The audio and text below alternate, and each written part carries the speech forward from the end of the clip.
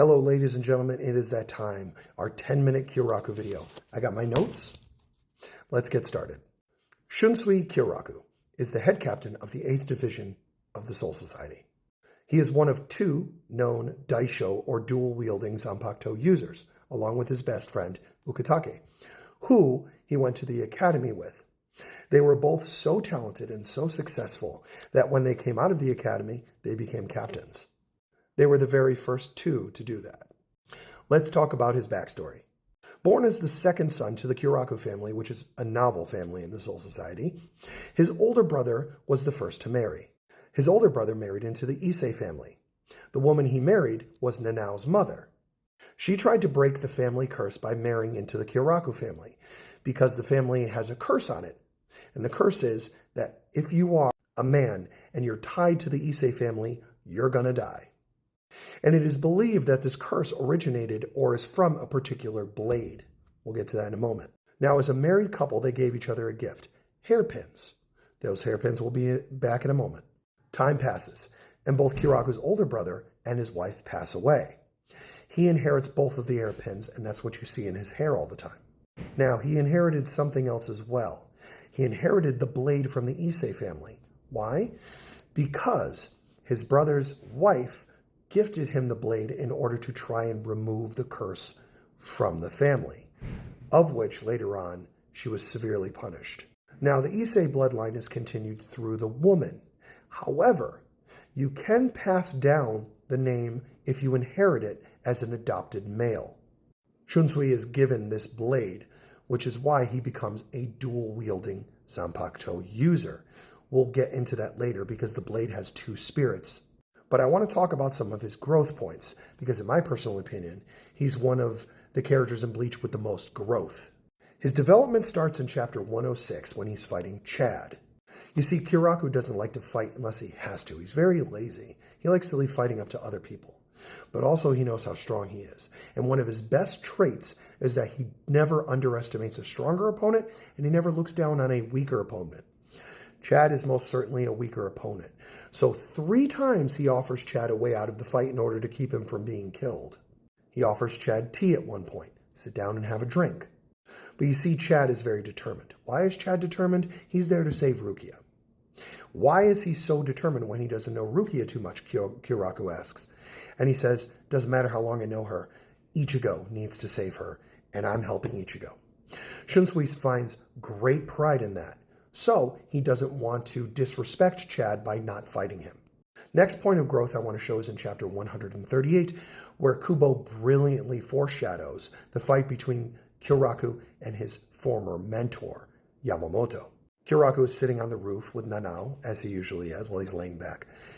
And he says, I'm about to be in a lot of trouble because I'm going to side with the people who are about to invade so we can save Rukia because I believe it's wrong to kill her. Now, that fight between Kyoraku and Ukitake and Yamamoto is basically essentially the young generation versus the old generation. Shunsui brings up a great quote when he asks Yamamoto, why are you changing what you had already taught me? He says, you're the one who taught me justice, and it's very unjust that you're going to kill Rukia. Yamamoto pays this no mind, and you know what happens from there. Next, we're going to cut to chapter 329, the Stark fight, arguably one of the greatest fights in Bleach. It's one of my favorites. The 2 characters are very alike, aren't they? Both have brown hair, they're both very lazy, and they only have to fight when they need to. Even Stark says, why don't we just play around for a while the others are fighting? But Shunsui is duty-driven. He fights when he has no choice. Now, why is this a point of growth? Because Shunsui was serious when the fight started till when it ended. That's very contrasting to his previous self. He even is very humble. During the fight with Stark, he's asked if Toshiro's Bankai is stronger than his, and he says, in about 100 years, his Bankai will far exceed mine. Now, it is stated that Shunsui uses dirty tactics, but he uses the tactics of the samurai. Find victory wherever it is, regardless of how you get it. He will win or try to win under any circumstance. Now, in chapter 505, he is one of the first to ever encounter a Quincy in the Thousand Year War Blood arc. And this is really the first time he underestimates his opponent, and his opponent lets him know by shooting him through his right eye. He even clutches his eye laughing, saying that Yamamoto is probably scolding him behind the grave. How could he take such intense damage from a weak opponent. And why is he always fighting gun wielders? Now, when Kyoraku became head captain, he took up the responsibility immediately, not mourning for his former mentor, not giving it time. The first things he does right off the bat, like literally the day he gets his letter of succession, he orders the teaching of Zanjutsu to Zaraki Kenpachi.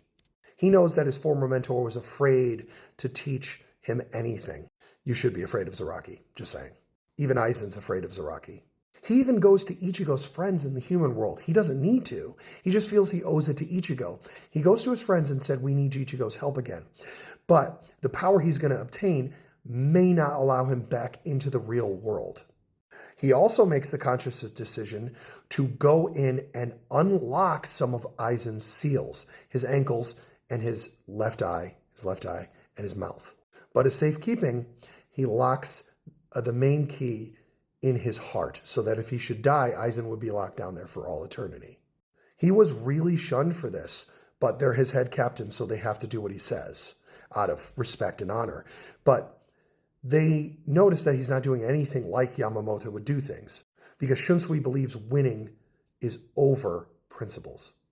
Let's get into his Zanpakuto, Katen Kyokutsu, or Flower Heaven Bone of Madness.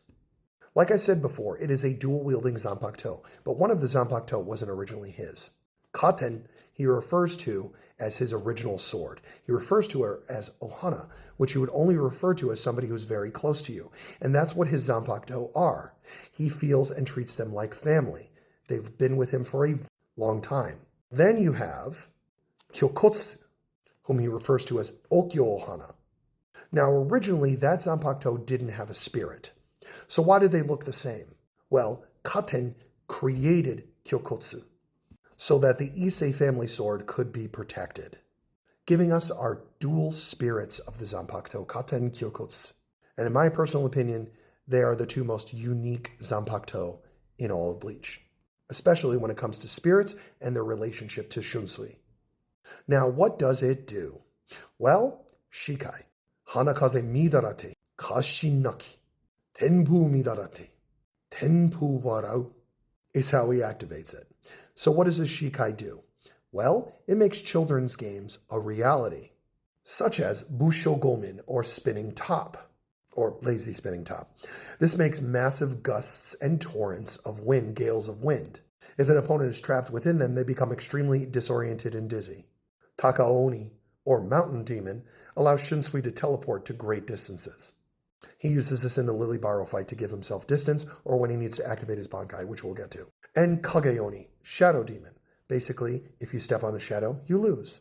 Now, let's get to that Bankai, arguably the greatest episode of Core 3. It is the greatest episode of Core 3. Bankai, Katen Kyokutsu Karamatsu Shinji. This Bankai creates a play with 4 acts. Kyoraku will not activate this Bankai if anybody is near, because if you're caught in it, you're all done. Even Orihime, who wasn't caught in the Bankai, who was just on the edge of it, felt an intense sense of dread. Act number 1.